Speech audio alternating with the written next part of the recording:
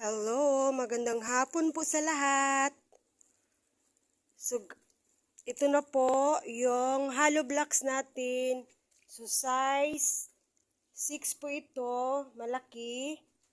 So, sa may mga construction dyan. So, available po ito. Then, ngayong araw na ito, tuturuan ko po kayo kung paano po yung tamang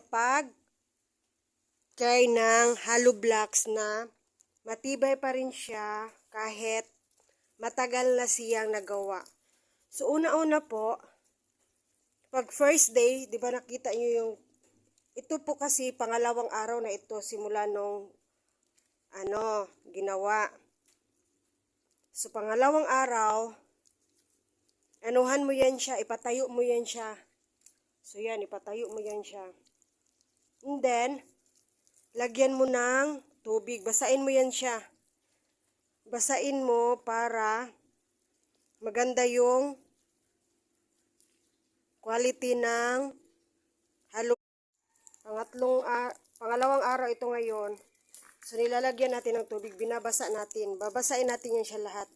Ito, masyadong basa nga lang ito eh. Pwede lang din wisik-wisik na yung lagay-lagay lang ito kasi dapat kahapon pa, yung first day, binasa ako na dapat siya pero hindi ko nagawa. So ngayon, pangalawang araw na to, nakatayo na siya.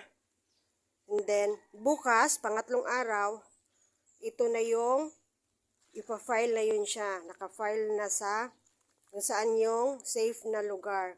Mag-aantay na lang yun siya kung sinong bibili, merong bibili.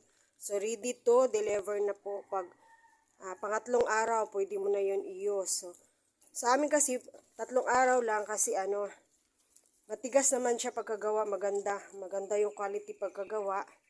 Yung, dukdok na dukdok.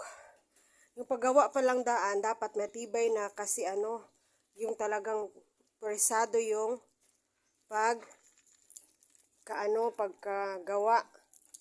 Kasi parang sinasansan nila yan pag magawa sila. So, nakasansan yan ng araw. Ganyan na, i-file mo na yan siya. I-file mo na. Para para makagawa ka na naman ng panibago. I-arrange mo na yan siya. Mag-antay na lang yan siya kung mayroong bibili. So, 3 araw, matigas na po yung hollow block. So, pwede na yan siya ibenta. Pwede na ibenta.